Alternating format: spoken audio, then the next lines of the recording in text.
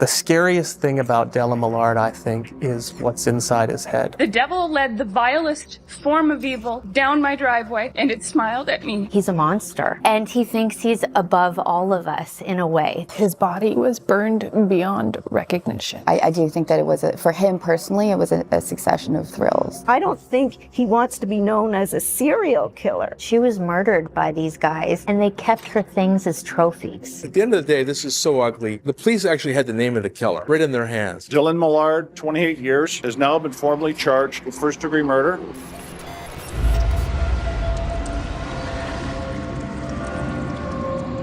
With shadows cast long and mysteries hidden deep, the story of Dylan Millard unfolds, covered in the disturbing events that would eventually lead to his conviction. In a world of wealth and privilege, an unsettling sequence of crimes emerged, setting the stage for a gripping tale of revenge and justice. Dylan Millard has been found guilty in the case of his father, Wayne Millard, and two individuals, Laura Babcock and Tim Bosma. His accomplice in the Babcock and Bosma cases was his friend, Mark Smitch. Okay, today is Friday, November the 30th, 2012. The time is 1:30 a.m. I'm Detective James Hutcheon, Hutcheon, badge number 6103. With me is Detective Johnston, Johnston, badge 5058. And also sitting with us is Dylan Millard. That's correct. Dylan, can you spell your first name, please? Dellen. And your last name? Millard, Millard. Okay, and you also have a middle name, right? Evan. And spell that, please. Evan. Oh, okay, great. Okay, I would ask that each of you acknowledge that you understand this statement as being video and audio taped and that you consent to such a tape being made. Is that understood? Understood. Yep. Now I understood and I consent. Dylan, there's a camera up here. Yes. Okay, and there's a microphone above your head. Okay. Okay, we're at 22 Division, which is 3699 Bloor Street West, Toronto. This statement will be taken under oath, solemn affirmation, solemn declaration, and will be videotaped. You must understand that it is a criminal offense under Section 139 and 140 of the Criminal Code to obstruct justice or to commit public mischief by making a false statement to police during an investigation. You must further understand that you may be a witness at a trial concerning the events you describe in the statement, and if at that time you recant your statement or claim it to be false, it can and will be used at that trial, and you may be liable to prosecution under Section 137 of the Criminal Code for fabricating evidence. Finally, you must understand that you are not obligated to give this statement, and if any person has by words or acts attempted to persuade you to provide it, you are to disregard those words or acts and only give the statement if you freely choose to do so. Do you understand your right to choose whether or not to make a statement? Yes, I understand that. Do you understand the criminal consequences of making a false statement? Yes, I do. Do you understand the fact that this statement will be videotaped? Yes, I do. And do you choose then to give a statement? Sure, let's do it. Okay. At this time, I'd ask the Commissioner of Oaths to administer the oath. You're lucky. What's going on? Will you be swearing on the Bible, sir? No, I'll be... No, confirming. Okay, it's McDonald 86920, Commissioner of Oaths. So I'm just going to ask you, do you, Dylan Millard, solemnly affirm that in this statement you shall tell the truth, the whole truth, and nothing but the truth? Yes, I do. Thank you. Thank you, Dory.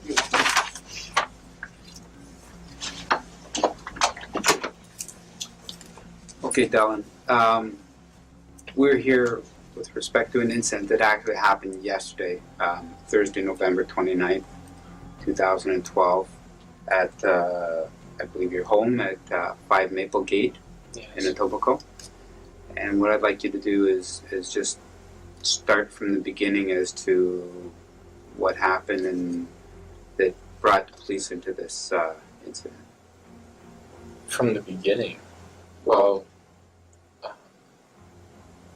I don't know what happened yesterday, but Today, I got back to the house sometime between 6 and 6:30. Okay, just today is, we're after midnight now. So it's Friday, so Okay. that's why I say yesterday as far as Thursday. All right, Okay. yes, I see. And so Thursday, sometime between 6 and 6:30, I got back to the house. I've been working at our family business in Waterloo. I came in through the side door. That's the door most everybody uses in the house. And I opened up the next door, which leads to the cat area of the house. It's the door from the kitchen to the hallway. And then my dog Pedo was waiting for me there. And I walked down the hallway, and I walked to my room, and I picked a sweater out of the closet. It had been a cold day. And then I was on my way back to the kitchen to make a snack, and I noticed that my father seemed to still be asleep in bed, which was odd because it was late in the afternoon. And so I poked my head in, and something didn't really seem right about the way he was laying. He was laying very stilly. And then I walked into the room, and I saw the blood on the pillow. And for a moment I had to leave the room. I actually went back to my room, and I got out my phone, and I walked back into my dad's room, and I called my mother, and I told her what I was seeing. I literally said, I'm standing in my dad's room, and there's blood all over his pillow, and he's dead. And at first, she thought I actually meant my dog Pedo, because she kept asking about his dog bed. I said, no, not the dog bed, his bed's pillow. She said, well, Pedo's not dead. Who's dead? I said, my dad. And she just started screaming on the phone. And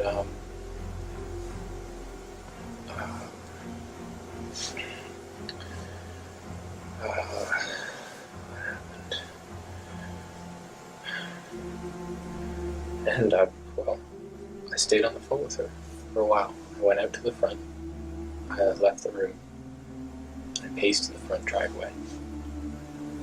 I stayed with her on the phone for a while. And I tried to get her to take a taxi, but she insisted she drive out. And so she drove over. And I texted a friend of mine, Andrew Michalski, and I told him that something terrible had happened, and would he please come over? I didn't want to be alone. And he did. And we waited in the driveway together until my mother got there. And then she went in the house by herself for less than 10 minutes. More than 5. And she came back out, and she pulled out her phone and she called the police. Or, well, she dialed 911. And fire truck came first, then ambulance, then squad cars.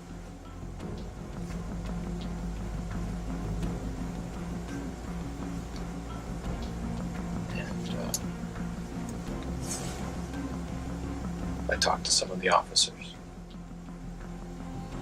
They asked me when was the last time I spoke with my father.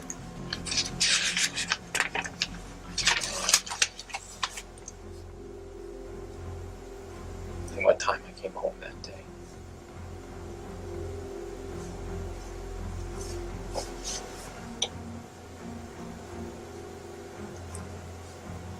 That's what happened yesterday.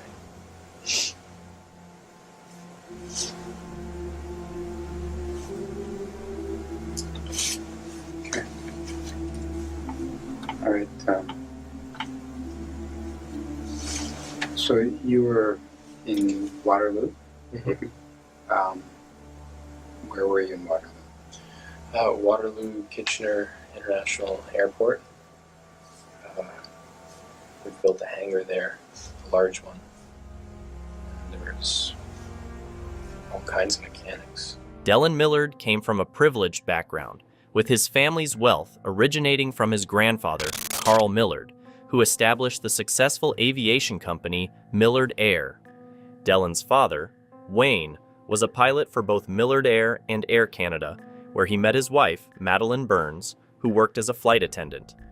Dellen, born in 1985, was their only child, and they resided in Toronto, Ontario, enjoying a well-off lifestyle. In 1999, at the age of 14, Millard achieved a world record by piloting both an airplane and a helicopter on the same day, becoming the youngest person to do so. Although his parents divorced during his teenage years, Millard appeared to be a typical student at his exclusive private high school. Some classmates even recall him casually munching on bone-shaped dog biscuits while wandering the school's corridors.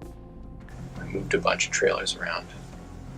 We had to tidy up the floor to make it look more presentable.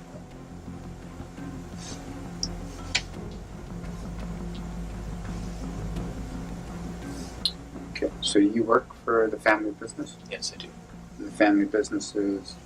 It's Millard Air, Incorporated, and it's right now being trying to be reimagined into an MRO, which is a maintenance and repair organization. And it's essentially a garage to bring airplanes and get them fixed. And a couple of years ago, we were a hangarage business on Toronto Airport, where we rent hangar space to companies. And now we're trying to get into the maintenance side of things. So this is a new endeavor then for the company? Yeah.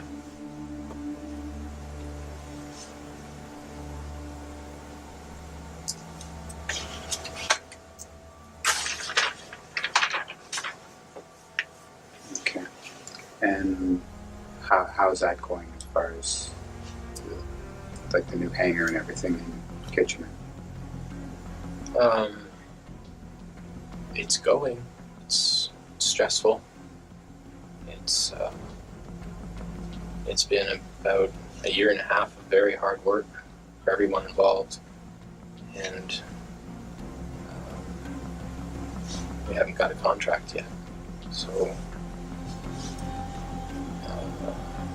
from an accountant's standpoint, it's not going well.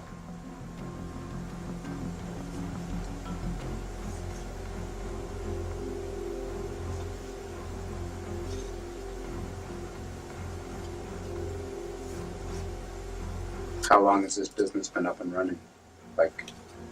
Well, it's viable to start doing maintenance repair order. We got our license about 3 weeks ago.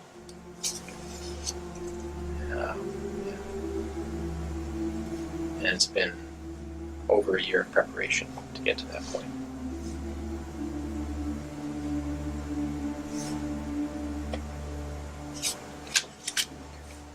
What's your position in the company?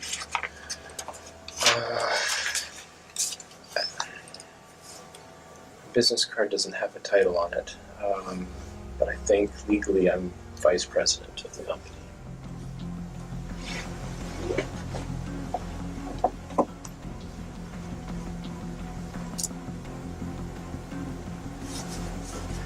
Okay. And when did you go to Kitchener? Got there after 11:30, but probably before 12:30, somewhere in there, right around lunchtime.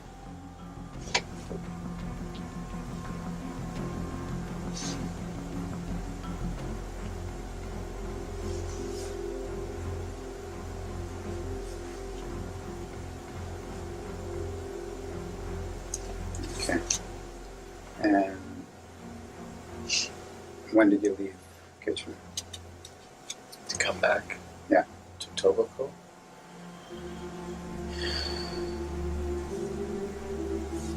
I don't know. I'm just backwards engineering the hours. If I got home around 6 to 6:30, I would have left Kitchener probably about 4:30 because I stopped in Oakville. I have a friend that comes with me to work, and I was dropping him off at home.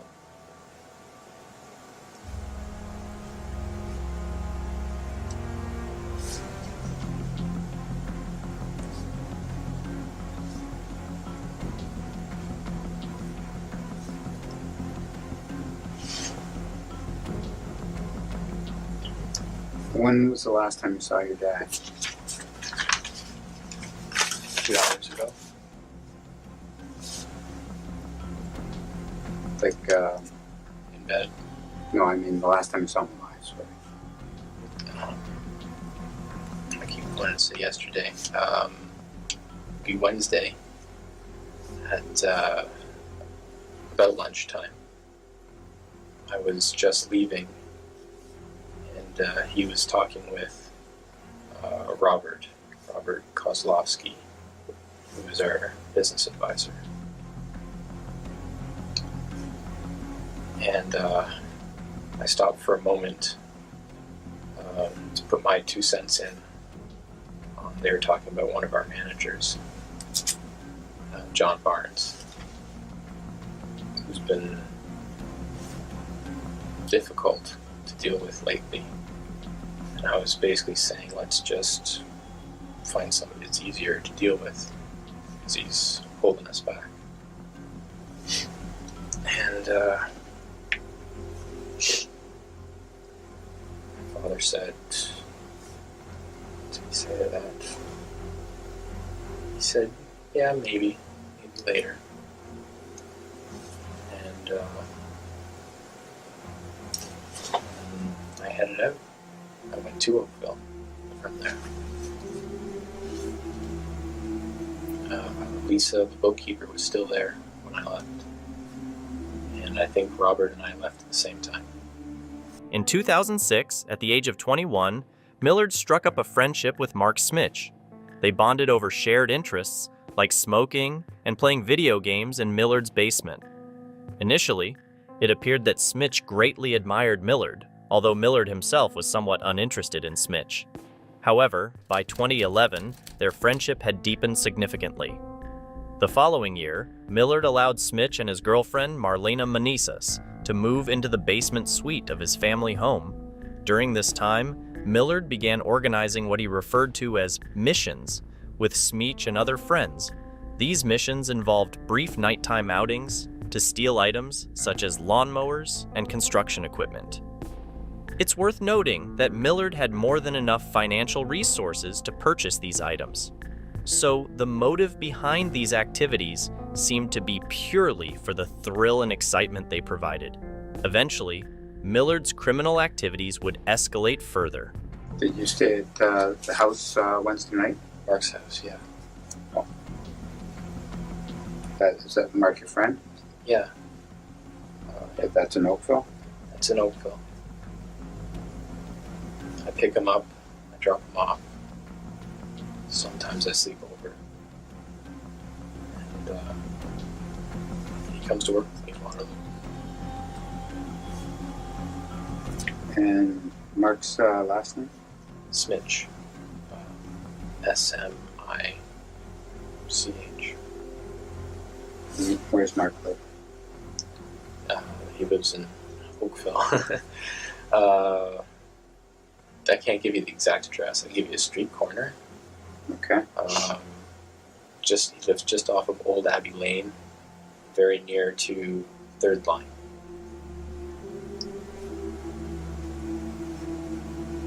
But his actual street isn't Old Abbey, it's another small side street, but I don't know the name.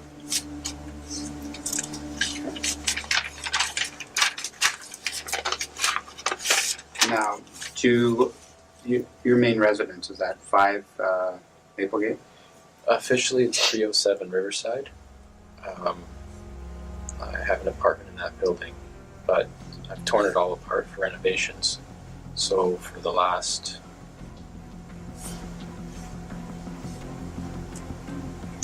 year, lived at Maplegate with my dad.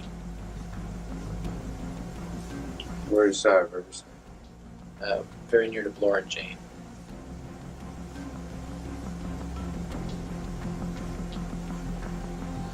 So, your mom mentioned a sixplex. Is that? That's it. That's a sixplex. Yeah.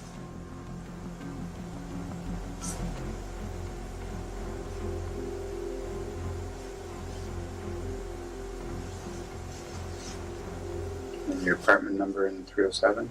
Number 2. Okay. So, do you live full time at your dad's house right now? Or? Right now, yeah.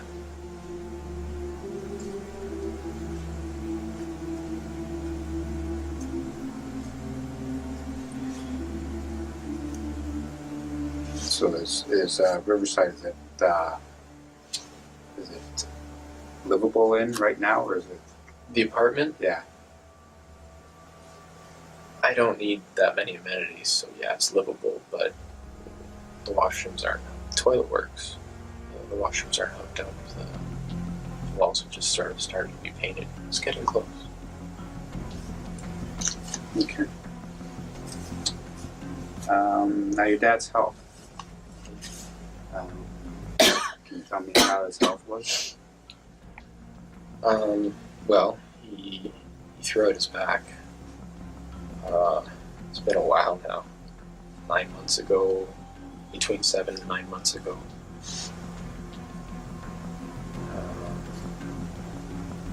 And that really, really restricted his mobility. He was bedridden for 2 or 3 months.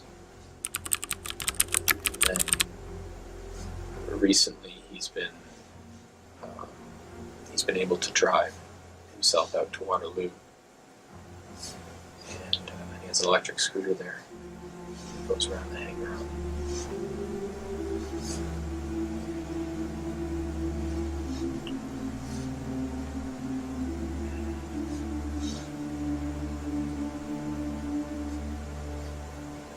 Does he have trouble getting around in the house?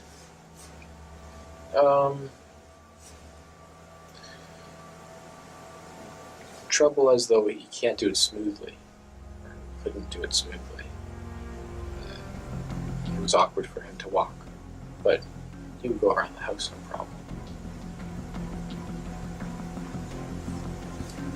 Okay. Any other medical problems?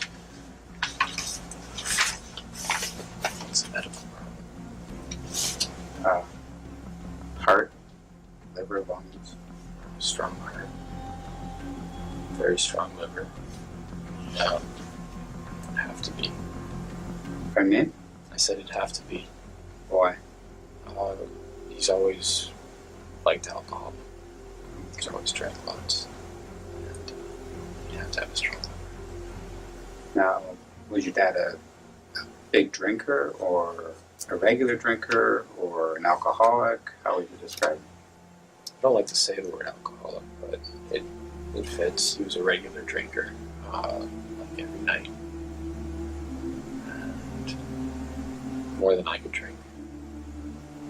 But he was also a regular non-drinker. During the mornings and the days, he wouldn't drink at all. It was always just late at night. And how much would he drink at night? It changes over time, all the time. Before he hurt his back, he was into whiskey. Mm-hmm. And what's the one that's bigger than a 2.6? 40? It's like a big glass bottle like that. Mm-hmm. So you probably do one of those in 2 weeks of whiskey. But then when he hurt his back, he stopped drinking altogether. He actually thought that it wasn't a back problem, that it was a kidney problem related to alcohol. And then more recently, just in the last 2 months, he's taken up drinking again. And it seems to be wine more. Or has been wine more.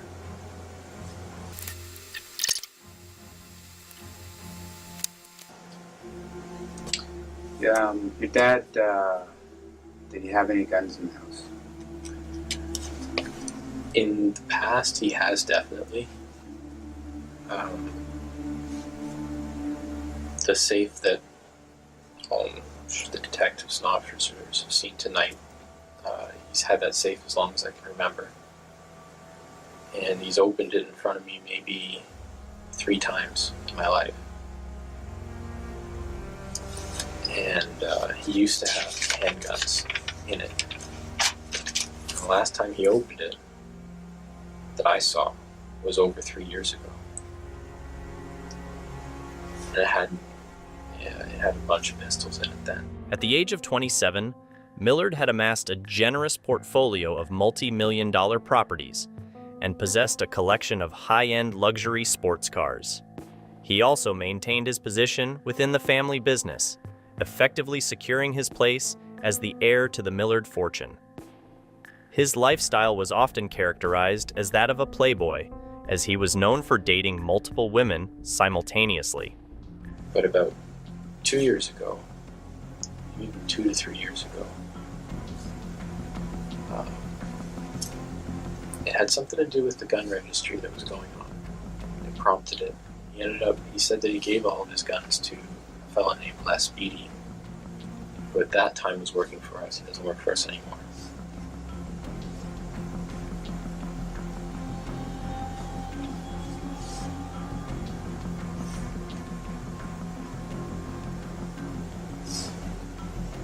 So he gave them to Les Beatty? Mm-hmm. My understanding was that Les would take them out in the country somewhere, a friend's property or a family member's property, and just shoot them for fun.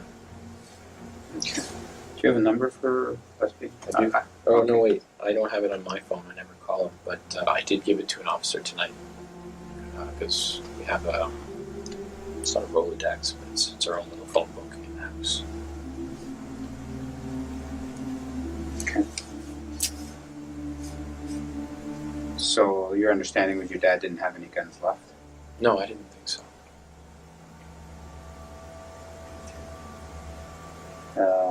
Now you mentioned the safe. Do you know if there was a combination somewhere for the safe, or his lawyer will have the combination? Lawyer would have the combination. I would imagine so. I don't see how he'd ever expect me to open it after his death.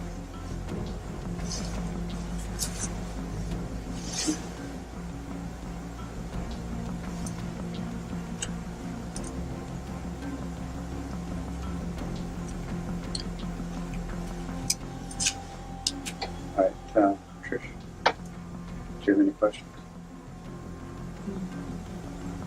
Did anyone else ever stay over in the house besides you? Like anyone else ever sleep over in that house? Sometimes Mark would sleep over at my house, and then we'd just go straight to Waterloo from there.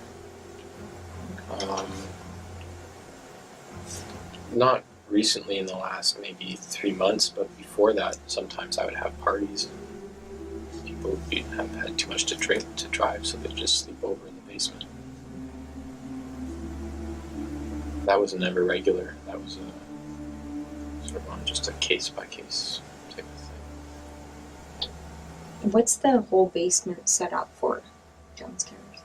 For parties. For parties? Yeah. We tried to make it look like a club. Who set it up like that? I did the interior design stuff for it.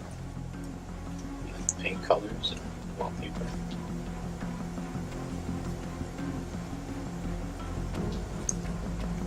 And how often would you have parties? This year I've had 2. Would you advertise them, or? No. No, just friends of friends. When was your last party?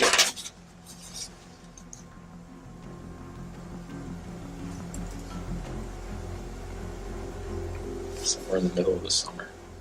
I don't know what month. My cousins were over, and they only come in July. It was probably in July.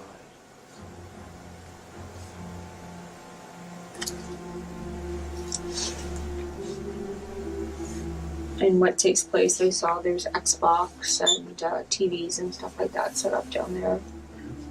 And drugs, there's some drugs down there. We smoke pot. Do you grow it? No. On May 6, 2013, Millard and Smitch traveled to Hamilton, Ontario, with the intention of test driving a diesel truck they had found through an online listing. They had reached out to the truck's owner, Tim Bosma, via phone to arrange the test drive. Upon their arrival, they walked to the Bosma residence in Ancaster, a small community. There, they were met by Charlene Bosma, Tim's wife, who welcomed them. Millard and Smitch explained that a friend had dropped them off and that they were there for a quick test drive. Tim Bosma joined them and they left in the truck. He assured his wife that he'd be back soon, but as hours passed without his return, she contacted the police to report him as missing. And the whole hallway with the bedrooms and stuff and the room set up there, what's all that for? That's just a guest room. Just guest rooms? There's just the one, though. There's not guest rooms. While on the test drive, a tragic event unfolded as Tim Bosma lost his life due to a gunshot wound inflicted by one of the two men. The exact identity of the shooter remains unclear. After this terrible incident, the two individuals drove back to the Millard hangar and proceeded to burn the victim's body. It would become evident to the police that this act was not an isolated incident in Millard's history of criminal activities. Have the police ever attended there for any of these parties? I think a couple years back, we had one get out of control. And we had to call the police to get people off the property. How many people usually come? Usually it's 20 or less. That night it was more like 300 or something. It was somebody posted on Facebook and it just went nuts.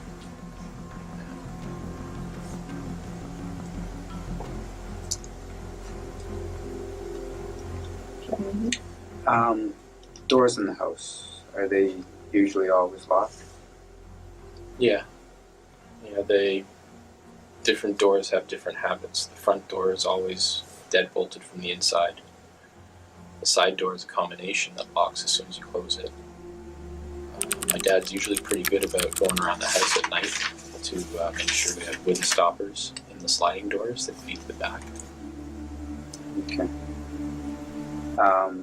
Your dad's sliding door wasn't locked, and there's no wooden stopper in there, and the screen wasn't locked. Is that? That's not unusual recently. He's been smoking a lot in the house recently. Smoking in the house, or? Yeah, he didn't used to do that a few years ago, but now he does, now he did, and just opened the door.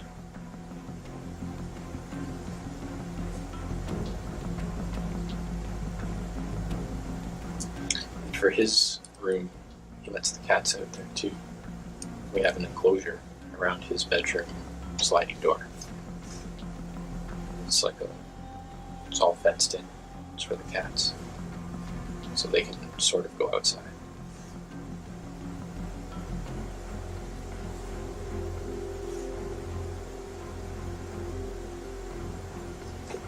Okay, was your dad depressed at all? He had depression in him.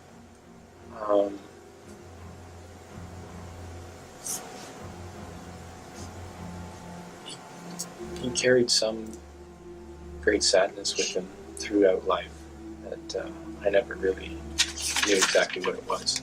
He never really wanted to share it with me.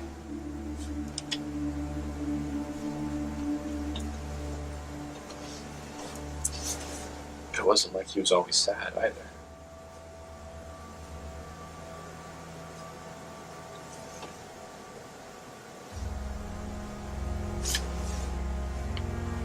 Did he get treatment for depression? No.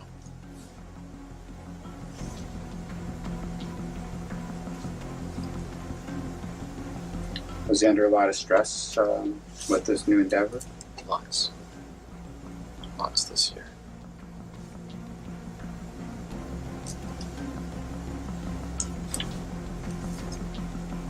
Was there a chance the business was going to fail and that chance is more than a chance. Is it still a chance, or? Oh, yeah. Okay, and how soluble is your dad if the business fails? I'm not sure I understand the question. Well, like, based on the fact that it was your grandfather's Millard company, the big transportation company, sold his hangars in Toronto. Yeah. The house and some of his possessions, your dad had amassed a certain amount of wealth and looked like he was pretty successful. So if this business, this new endeavor, doesn't fly or it takes a longer time to get off, is your dad going to go bankrupt, or? Yeah. Everything that we have is in this business, including loans on the house, and including a large loan from RBC Bank for the business itself. We're all in. Initially, the police began their investigation by treating it as a missing persons case. However, they had suspicions of foul play from the start, especially after receiving Charlene Bosma's account of the events. Further evidence pointing to this suspicion emerged when they discovered that the phone used to arrange the appointment was a burner phone. On May 9th, Tim Bosma's deactivated cell phone was found in an industrial area in the nearby town of Brantford, adding to the growing concerns surrounding the case. Information extracted from the burner phone's records unveiled that the two individuals had arranged 2 other appointments to test drive similar vehicles in the days leading up to the event. However, in one of these instances, they failed to show up for the agreed-upon test drive, raising additional suspicions about their intentions and activities. So how long did your dad think that it should, like, the year and a half that it took to get to this point to get the license, was that longer than it should have been? We originally projected 9 months, and it became a year. And we thought that as soon as we had the license, contracts would be coming in steadily and easily. We haven't got a contract yet. It hasn't been that long. It's been about, like I said, 3 weeks. On May 5th, just a day prior to Tim Bosma's tragic death, Millard and Smitch had test-driven another truck. One of the individuals who joined them on this test drive informed the police about a unique ambition tattoo and a small satchel bag. Subsequently, reports were received by the police, suggesting that Dellen Millard had such a tattoo and was known to carry a bag matching the description. Armed with this information, the police arrested Millard on May 11th. The following day, Bosma's truck was discovered in a trailer, registered to Millard Air. Inside an incinerator that had been relocated to Millard's farm, authorities found human remains believed to be those of Tim Bosma. On May 14th, law enforcement publicly confirmed Bosma's tragic death. Give it 3 weeks. Once you get the license, to wait 3 weeks for the business to start, that's not a long time. No, it's not at all. It's also, we've spent a lot more than we thought we were going to spend. Smitch's apprehension came after a week of intense surveillance. By May 22nd, both criminals had been arrested, but the police were still uncovering more details in the case. Following their arrest in the case of Tim Bosma, law enforcement began to suspect that these 2 individuals might also be involved in the case of Laura Babcock, who had been romantically linked to Dellen Millard. Laura Babcock and Dellen Millard had been in a relationship for a significant period. However, Millard became romantically entangled with another woman, Christina Nudga, which led to increasing tension and jealousy between Nudga and Babcock. This complex romantic situation had Millard at the center of a heated love triangle. Is there much competition in the MRO business? Or? Yeah, it's a small number of players, but the competition is fierce between them.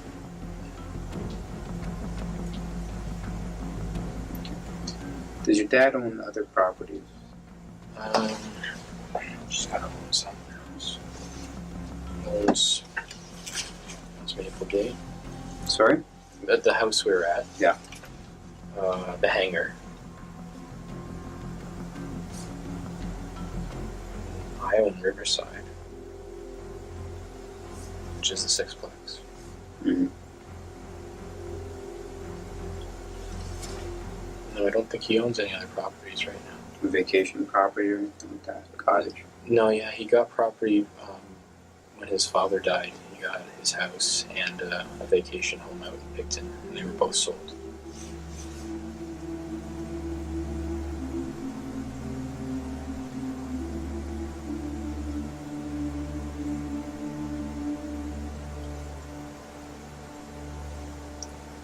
How long would your grandfather die? I honestly don't know. 6 years? I guess.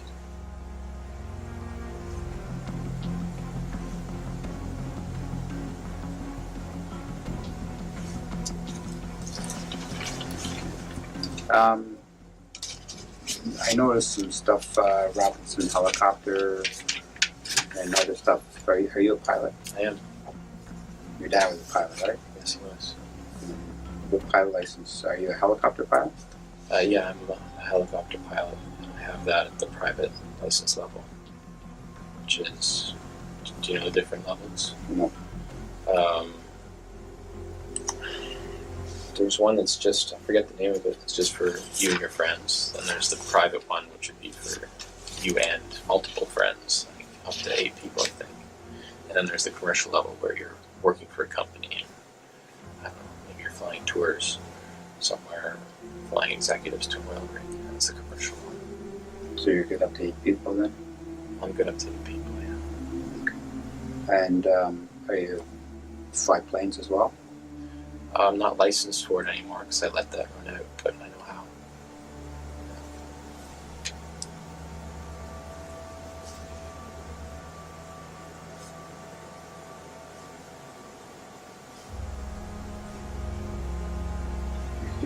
Your dad was a pilot as well, right? He was. Out of anybody I've seen, he had the most number of ratings on his license for different aircraft that he could fly.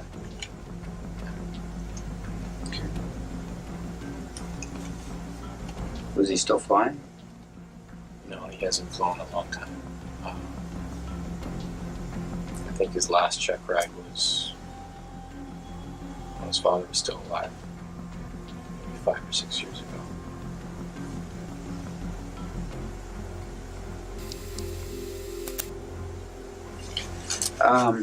When you went into your dad's room, okay, and you saw him there today, did you take anything out of the room or touch anything or move anything? No. On July 3rd, 2012, there was a significant amount of interaction between the cell phones of Laura Babcock and Dellen Millard, with over 100 interactions taking place. Millard picked her up at the Kipling subway station and drove her home. However, her cell phone activity abruptly stopped about an hour later. On that same day, Millard placed a rush order for a new mattress, took a photograph of an object wrapped in a tarp, and altered the name of Babcock's iPad to Mark's iPad, indicating to his accomplice, Mark Smish. Later, Smish used this iPad to create and perform rap lyrics that suggested he had taken Babcock's and disposed of her phone in a lake. Another suspected victim of Dellen Millard is his own father, Wayne Millard. On November 29, 2012, Wayne Millard was fatally shot through the eye. Initially, the police classified it as a suicide, but phone records indicated that Dellen Millard was with his father on that day. Moreover, records confirmed that Dellen Millard had purchased the gun that was used to commit the crime. Did you see a note or anything in the room? No. Anywhere in the house? I wasn't looking for one, but no, I didn't see it.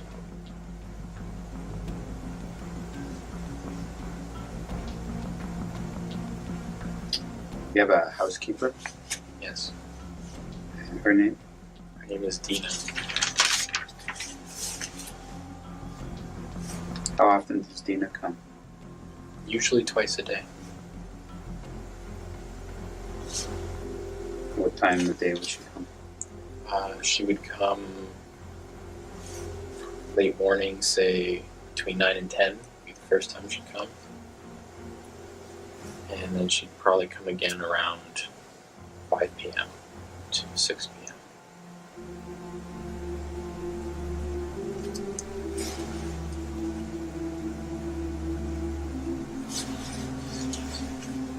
Okay, was that Dina that pulled up when I was talking to your mom today? Yeah, it was. Okay. And that was a little bit later. That was like... I don't know what time. That was like 9 o'clock at night. Yeah, we'd already been there. After 9:30. Okay. And had she been there earlier in the day, do you know? I noticed that his dinner was served on his desk. So she was probably there around 5.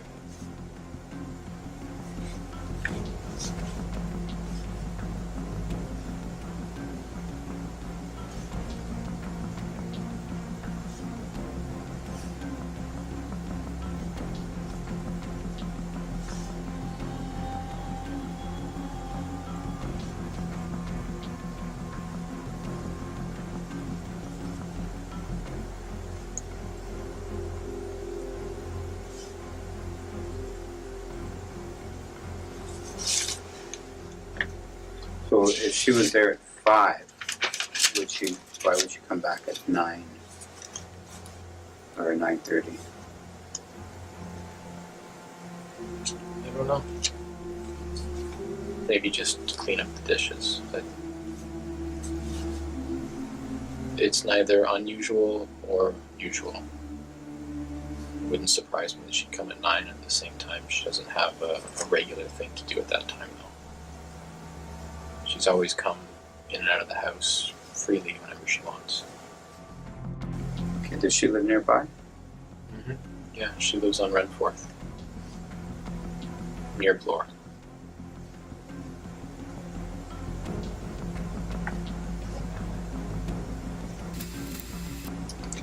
I noticed a large keyboard in the front hallway where the front door is bolted. A musical keyboard? No.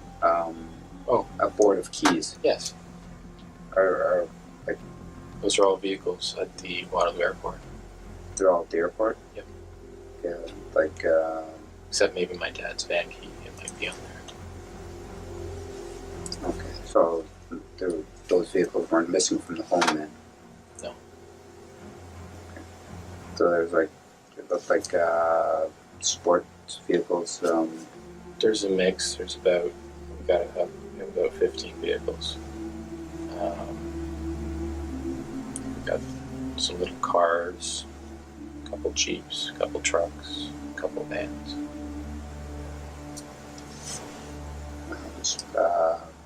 Jet skis and where are they all stored at the hangar as well? They're all at the hangar. Okay. That's one of the items I had to clean off the floor. It didn't look airport enough. Okay. Alright, anything else? No, just did you know if your dad had a girlfriend or anyone involved in his life? Mm-hmm. About a week ago, he asked me if I would be all right with him seeing a woman called Janet.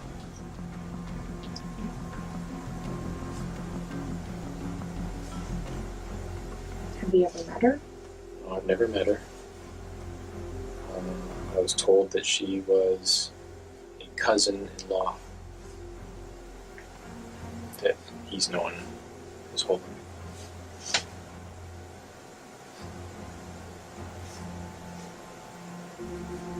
Did he say how long he's been dating her?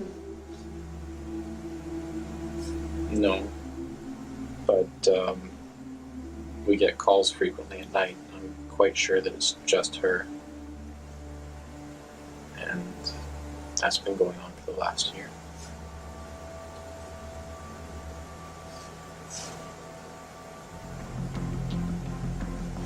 Do you know where she lives? No.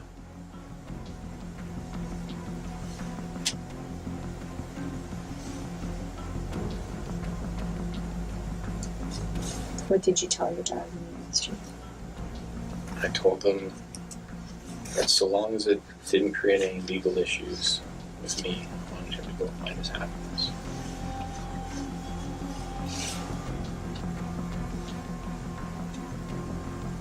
And was it ever mentioned again since the incident?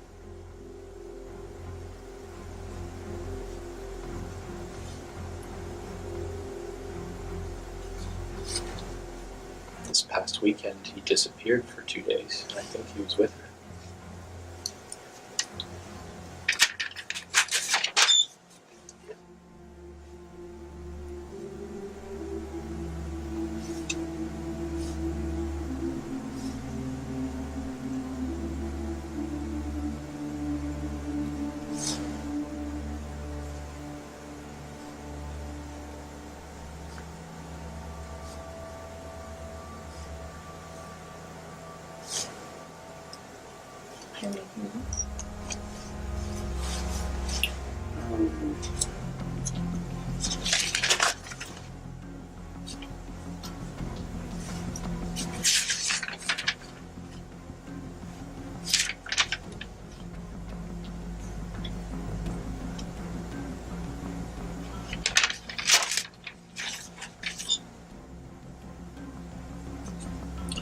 If your dad has a will. I don't know for certain. I assume he does. You mentioned lawyer. Do you know who his lawyer is? The firm is Heenan Blakely. That H-H... H-E-E-N-A-N Blake. L-E-Y. I think that's how I spell it, I'm not sure. And Harry Andrew is his first name.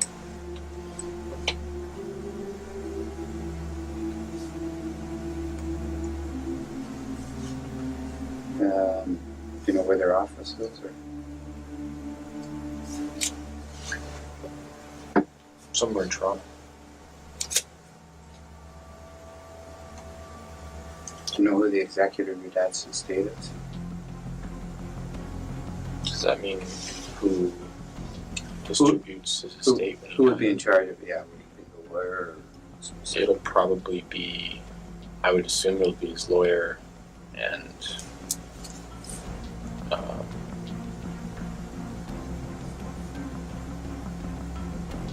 just think that a lot of it would be going towards me. There's really Not the beneficiary, but the executor, whoever. Oh, would be in charge, No, I don't know. In term to settle the estate, pay the bills. And I'd just be guessing. Maybe his lawyer, maybe myself. I really don't know. I'm sure at one point it was my mother. I don't know if that's still the case. Okay. Are you, do you have signing authority for the business? How about any of his personal affairs? Signing authority? Yeah, like joint on the house or... There's one account that we're joint on.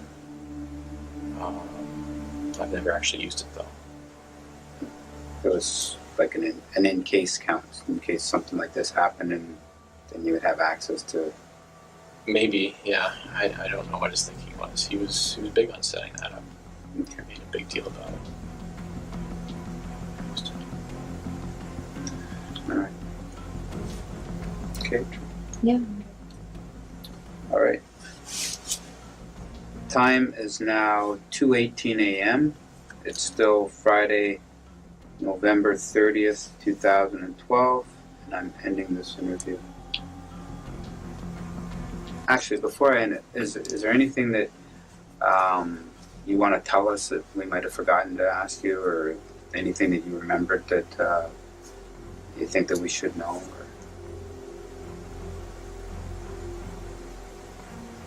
Or any little detail that you think might be able to help us? I don't know if anything we've talked about has been helpful or not.